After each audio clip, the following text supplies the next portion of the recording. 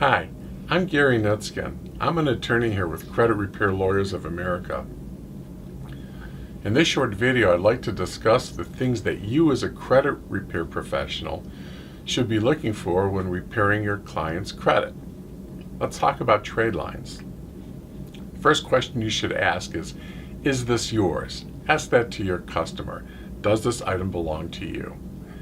Something to look out for is mismerge. This is where two people have a very similar name, might live in the same town or even the same state, and get each other's credit information on each other's credit reports.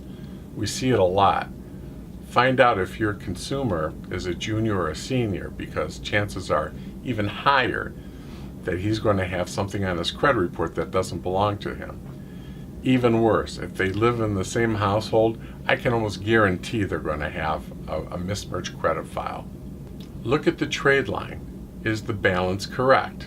Make sure that the outstanding balance is correct. Where this can really come into play is when debt collectors sometimes add fees and costs to which they're not entitled. This would give your client not only a Fair Credit Reporting Act case, but a Fair Debt Collection Practices Act case, because credit reporting is a form of debt collection activity. Is the date of first delinquency correct? This is very important. Why? Because this is the date by which the statute of limitations is measured. If your client's account is closed, sent to collections, or God forbid, charged off, the first date for which this date is going to be measured is the date of first delinquency. It's very important that your client confirm that date. Payment history. Is the payment history correct? Are there any negatives on the payment history or derogatories? And if so, are they correct? From my experience, I once had a time where I sent a payment to American Express, paid the bill in full, and American Express reported me 30 days late as having not received the payment. I actually had to get a copy of the canceled check, send it to American Express to prove to them I was timely with my payment and I paid it in full. These things happen.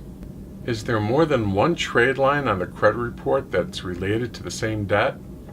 This is where a lot of people get messed up. It happens quite a bit where there are two trade lines related to the same debt, but that doesn't necessarily mean it's illegal.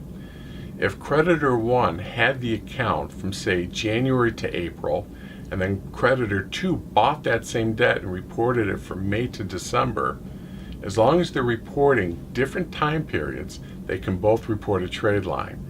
But sometimes they report overlapping trade lines. Be careful with this. Is the trade line obsolete? Very important. We just talked about the date of first delinquency, so remember this. Derogatory items have to come off the credit report after 7 years. That's the general rule. Chapter 13 bankruptcies stay on the credit report for up to 7 years.